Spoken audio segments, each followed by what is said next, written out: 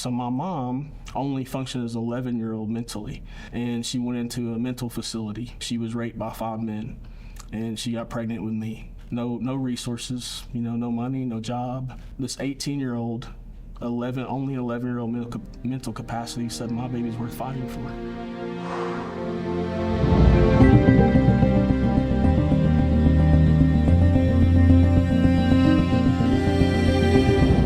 Inspiration. We filmed with you before, and you make a lot of people inspired and cry and all of the things. Your story is just incredible, and you're here at the Life Awards because you're one of the most amazing pro-life speakers in the country. Oh. And I think you're changing a lot of hearts and minds, so thank you for your work. Oh, it's an honor to be here. So I don't feel deserving of it a lot of times, but I'm thankful that I have life to share, for sure. So tell us, for those who haven't heard your story yet, tell us the story. Well, 8 years old, I had some friends of mine that looked at me and said, "You're weird and different." And I'm like, what do you mean? That wasn't very nice. And they said, "Well, you're the wrong color." And I looked at my hand as an 8-year-old little boy, and I was like, you know what? My whole family's white, and I'm not. So something's off here. So I come home that night from school and told my mom what had happened, sitting on the edge of the bed with her. And I found out that night, 8-year-old little boy, that I was actually brought into the home as a foster child, 7 days old. I was on the same bottle of formula I left the hospital with. I was so weak I couldn't suck a bottle, and this family literally saved my life. They squeezed milk in my mouth, loved me, cared for me, even despite the fact that I was a different color than them. I didn't have their DNA, I didn't have their blood, but they loved me. And I think love goes deeper than all that. Again, I find that out, and that's pretty heavy, for an 8-year-old little boy to find out, and I'm trying to process that. And I knew I was loved. I never questioned that, but the biggest why question that I had, and I would carry for a long time, was why would my birth mom not want me? Why was I not good enough? Even though I was with this family that loved me and cared for me, it was hard to process that. And so I would carry that for a lot of years. It would manifest itself in different ways. So I fell in love with sports. I was earthquake in 7th grade. I've been 200 business pounds for a long time. Became freight train in high school, so I buried myself in sports, right? Because you can't call me weird and different if I'm running over people, right? And I had this exposure, and I felt loved and wanted and cared for, but there was still that longing, right, of where my mom is, why did she not want me, those questions. So we fast forward to 27 years old. My wife and I we were married, and we'd had a miscarriage with our 8-week-old, our first pregnancy. So we had to walk through that pain and that grief, and we finally built the courage to try again, and we got pregnant with Isabella, who is our 17-year-old now. And then our third pregnancy, 10 weeks in to that pregnancy, we had another miscarriage. So we've had these 2 losses, and that one really hurt. Not that the first one didn't, but I wasn't in the room, I wasn't present. The 10-week-old, we had to have a DNC, so I had to go into having the medical procedure done. My wife went behind closed doors and came back to me with an empty womb, and as a father, it ripped my heart out of my chest. And honestly, the enemy started attacking me and saying, "This is all your fault," because I didn't know medical history, being adopted, and I didn't know my family, my birth family. So, meaning you felt it was the miscarriages that your wife was experiencing were your fault? Yeah, that's literally where the enemy attacks, right? And I was actually a minister at the time, a middle school pastor, loving on these students, but the enemy just had hold of me. It was like I was depressed, blaming myself, and because if I knew medical history and I knew my past and my mom's, any of that, maybe I could save my babies. So it's your fault. That's what I was telling myself. So I'm in that season, and only God can do this. Only He can. But in the middle of that, I was in my apartment, our 975 square foot apartment, a little family with an 8-month-old daughter, I believe at the time, or maybe even 18 months, but she, just trying to be a dad and loving on her. And we were pregnant with Eliana, who is our 14-year-old. So this is 2009. And I'm sitting in that apartment, and the Holy Spirit just moved into the room and said, "It's time to look for your mom." So from 8 years old to 27, I don't even know how many times I thought, where's my birth mom? Would she want me? Would she want to talk to me? Does she even care? And I would have moments where I would almost, start to look for her. But it was just never the timing, right? It wasn't God's perfect timing, but that day, he said it's time. So I had, in that conversation I had with my adoptive mom when I was 8 years old, sitting on the edge of the bed with her, she gave me 8 pages of typewriter paperwork from 1982. It had my birth certificate in it, so my birth mom's name was on it, and it had 7 pages of like broken family history names that she had given to Human Services when she dropped me off at 7 days old. So they gave that to me when I was 8, but I really never, I stored it away, but I kept it. And when the Holy Spirit told me it's time to look for it, he brought that back to my recollection, and I went and got it out of the box, and I've got these 8 pages in Google. So I start doing name searches, and 3 days into the search, I came across a website for this man named Steve Holt. And long story short, he's my birth uncle that I'm meeting online. He's a magician and ventriloquist from Spartanburg, South Carolina. And I know, Lila, we haven't met a lot. You don't know me, but I don't like Chucky. I don't like it. I don't like clowns. I don't like that stuff. So when this man's got videos of him sawing people in half, and, not really, but the illusions, and, talks with these puppets. It's just weird. You know what I'm saying? I don't want to be on this man's website. But something inside of me said, click on his bio. So I clicked on it reluctantly. And I'm looking on that screen, and every name that's on my paperwork matches what he has on his family history. And one name specifically was Glenda Sue Holt, my mom. And it says, that's my baby sister. That's what he was saying in the bio. So I'm like, okay, well, so I sent him an email. 2 months later, I'm on a plane in Tampa, Florida, flying to Spartanburg, South Carolina, and I'm standing in the living room of my birth uncle that I didn't know existed for 27 years. And he shares with me in over 2 days how I came to be that I didn't know. And what I found out was there were 6 siblings. He's one of 6. My mom, they actually their parents had died at an early age, and they were all thrown into orphanages. And none of them ever got adopted out. Some of them were in and out of foster care, but a lot of people didn't want them because he's the only one out of the 6 that wasn't mentally challenged. So my mom only functioned as an 11-year-old mentally. So when they aged out of the system, specifically her, she went into a ward of the state of Georgia where she lived, and she went into a mental facility. And one evening, we don't know who it was, who the perpetrators were to this day, but she was raped by 5 men, and she got pregnant with me. So this is a state-ran facility.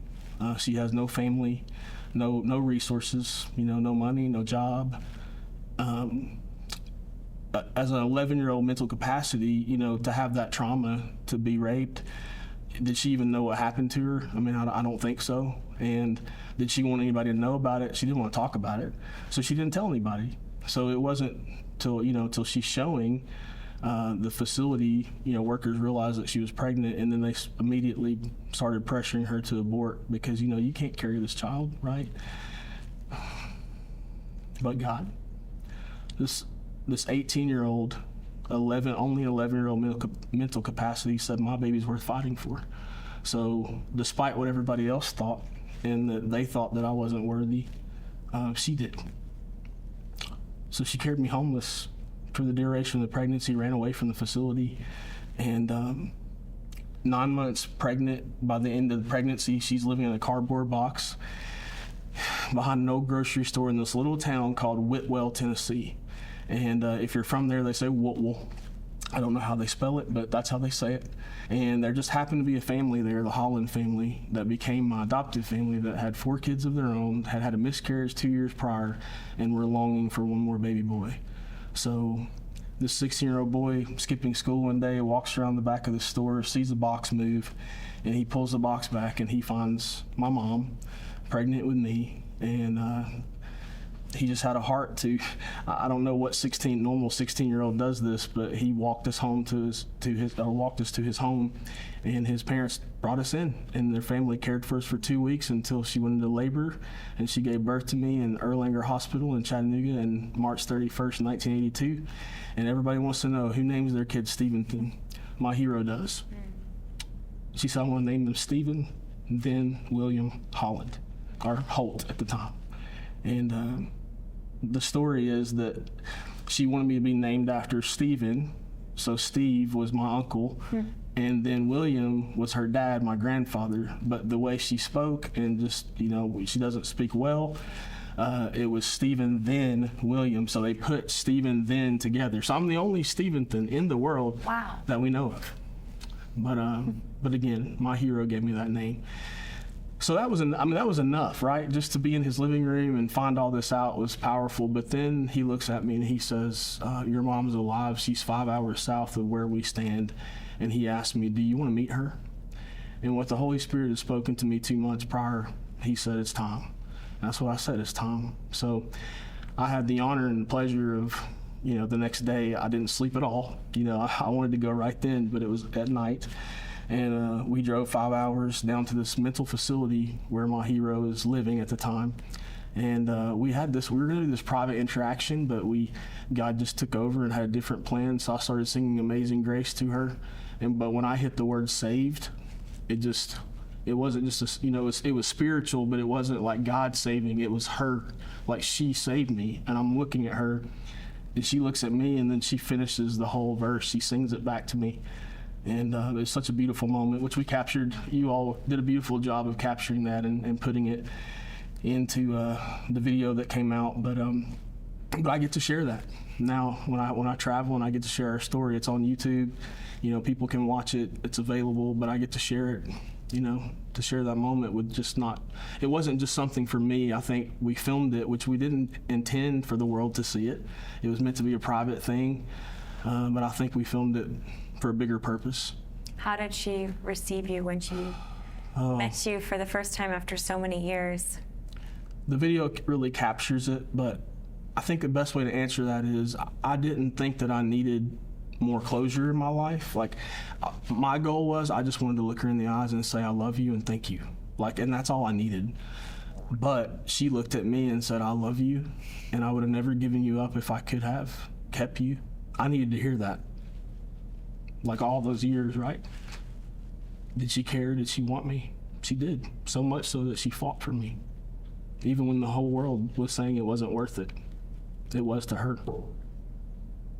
When she left the hospital without you, do you know what that was like for her? Those circumstances? Well, she must have been relieved you were adopted by this family who loved her and you. So actually, they did leave the hospital with me. That's another, I don't know if it would be funny is the right word, but they actually stole me from the hospital. This family snuck me out because their human services was trying to remove me, take me from her, that she didn't want to leave without her baby. So that's why 7 days went by before. So the 16-year-old actually drove us to the hospital with no license, actually. They were trying to take the baby from your mom in the hospital. In the hospital, they were trying to take and give him to foster care, give you to foster care to go into the system. And this family was trying to care for her and me, and they did, I think, what they felt was right, to keep me with her. But within 7 days, the 16-year-old was watching, she rolled over on me at night. She'd give me water to drink. I literally was, dropped off at Human Services with the same bottle of formula I left the hospital with. I wasn't being fed. And he took action, and said, to save my life, really, I think we need to do this. So, for her, she dropped me off, and, she didn't see me again for 27 years. So where did she go after that? We don't know. There was a 10-year gap between. So my uncle was in her life that Steve, the gentleman that I met at 27, for 10 years. So he didn't know what happened from 82 to 92. But she did. He found her back in the system in the state of Georgia. She was a ward of the state. So as far as we know, she actually was in state-ran mental facilities her entire life. There is a narrative today that if there's a baby conceived in rape, if a woman gets pregnant after a rape, then of course she has to have the right to have an abortion. Mm-hmm. And there's people right now, Vice President Kamala Harris running for president says that it is inhumane and immoral not to allow a woman, not to give the right to a woman to kill a baby conceived in a rape. What are your thoughts on that? My life matters. And it didn't matter how I was conceived.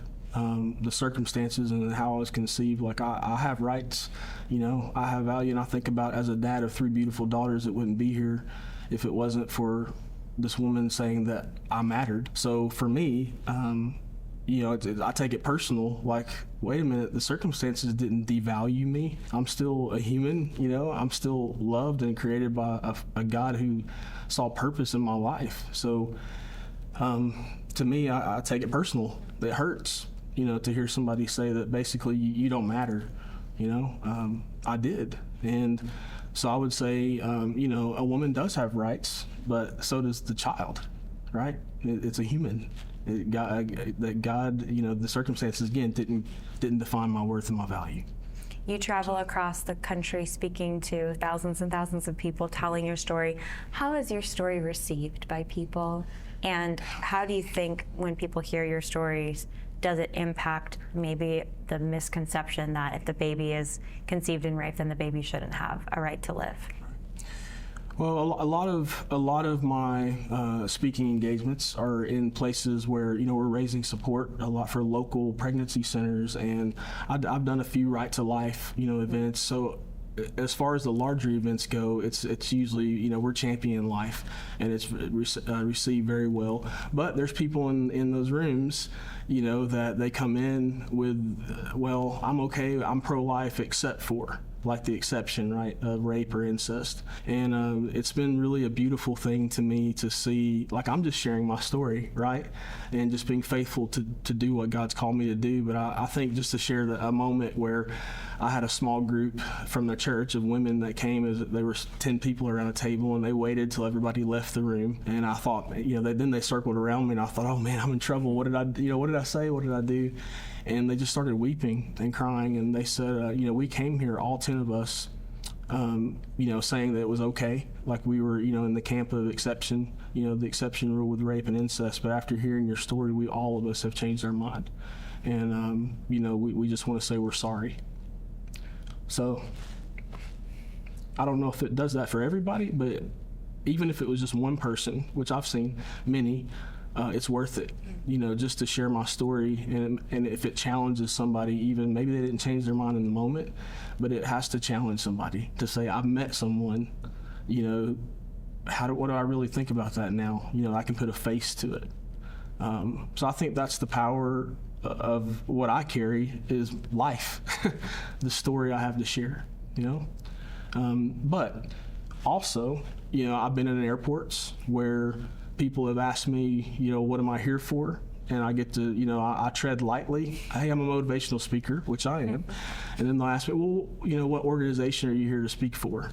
And I've had people go from very nice and cordial, on a 0 to automatically red-faced into a 10, saying that you're evil and that you have no right to speak to a woman's issue, about women's rights and women's issues. Do they know your story when they say this to you? Some of them did, and then they still would. Yeah. Respond to you with so much anger and hatred. The one specifically I'm thinking about did not know my story, and even though I attempted to try to share it with her, there was no conversation. Have you been in a situation where you shared your story and the person still wasn't able to understand? Absolutely, and that's why there was another one where I did have I'm standing in a rental car line. It was one of those where we had to wait an hour. And it was a gentleman that had been in the military. He was in to do some service. He actually lived out of the country, but he was here. And again, he asked me what I did, and it led to, I'm a national pro-life speaker, and I shared my story. And he looked at me, and he was actually very nice. And he said, I hear you, and I'm thankful you're here, but I still think, your mom should have had a right to terminate. Okay. But we hugged each other. I told him I loved him. I thanked him for his service, and we went our separate ways. But my hope and my prayer is that there were maybe seeds that were planted in his life that, he's at least got to think about it. And that I was kind, loving, and that's what I met him with. Okay, we can disagree, but, How do you think, when you look at the country, how do you think we can achieve that vision of ending abortion? No. I know we're both working towards that. Well, I always say, we still have to fight. It's still, but we don't have to do that with, slander and, think my approach anyways. And I think I have friends that take a different approach, and I think it takes all of us. But I think the power of a story, putting faces to like me and my friend Melissa Oden, and, people that have survived abortions, like just putting faces, to like we're people, we matter. It's not just a decision that you're making; it's impacting a life, And then I think about generationally, like my 3 daughters that I'm blessed to have. They've met their grandmother. We had 11 years with her before she passed away. She died on Thanksgiving of 2020. But they know Gigi, Grandma Glenda. They got to meet her. Like her decision, literally, it's generational, right? And again, that's just when I think about like how much that decision to choose life and the lives that it impacts, literally would have been cut off. Like those beautiful girls wouldn't have been here if it wasn't for Glenda Sue Holt. What's next for you? And tell us about your ministry as well. Yeah. Well, this year I'll end the year with 52 national pro-life speaking engagements. So I think I've got 20 booked for next year right now. So I don't think I'm slowing down anytime soon. I know us as speakers, I know this doesn't always last forever, but I just want to continue to be a voice and go. I never want the money or lack thereof to be a reason that, I've always told God if there's a way, I'm going to be there. And so continue to be a voice wherever I can and to fight. That's how I battle, my battle cry. And then also too, we have Broken Not Dead Ministries, which is a nonprofit we founded in 2018. And really my heart there is we're all broken, but we're not dead yet, right? So until my heart stops beating and there's no breath in my lungs, including all of us, we have purpose. So we actually give people an opportunity that maybe doesn't have an opportunity like we do to have a platform and to share. We give them that opportunity to share their stories. So we've done 37 that we've released so far on our YouTube channel, and we have about 5 right now that we're raising support to get out to the world. But the whole purpose is to bring hope and the gospel. And I think that's both of those things are needed, because really, to me, abortion is a sin issue, right? So the only way that we can change that is to change hearts, and we can't change that, but He can. So if we can lead them to Christ, bring hope into the world, I think we start to see movement and change. Amen. So, thank you for courageously sharing your story and helping so many people see the dignity of life. It's incredible. It was an honor to share. Thank you for having me.